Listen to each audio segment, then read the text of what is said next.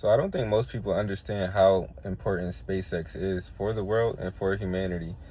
The IPO is coming up in about a month. They just filed for it yesterday, and it's on track to change multiple industries. We can start with one that most people don't think about, the global commercial flight industry. You can fly from Philly to Japan in a half an hour, get dinner, come back home by bedtime in a rocket. That's something that's about to be possible. That's just number one. That's one use case. In the global flight industry is about $1 trillion per year.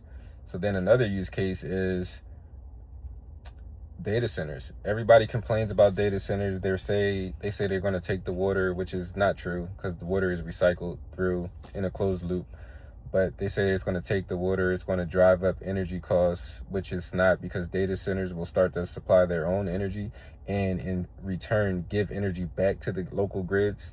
So it's actually going to be a net positive because it's going to bring in a crazy amount of tax revenue in the order of hundreds of billions of dollars, and that will lower the tax requirement for the citizens in whatever municipalities they're in and that the data centers are in. And that's what the governors know and the people don't know. So that's why you see conflict in that area.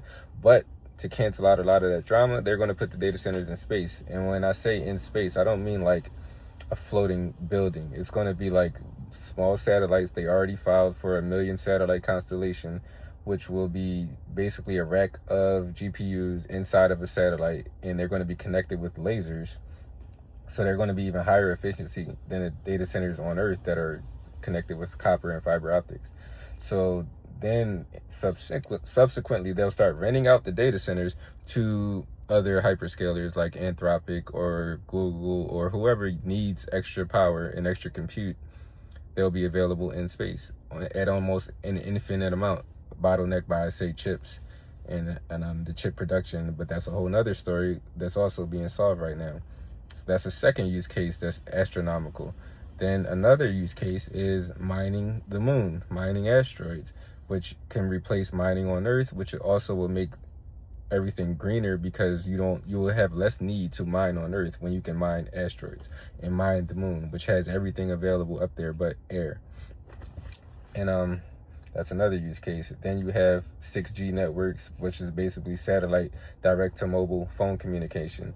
So that's another industry. So basically SpaceX will allow numerous industries to come to space and other companies to piggyback off of it. So check it out.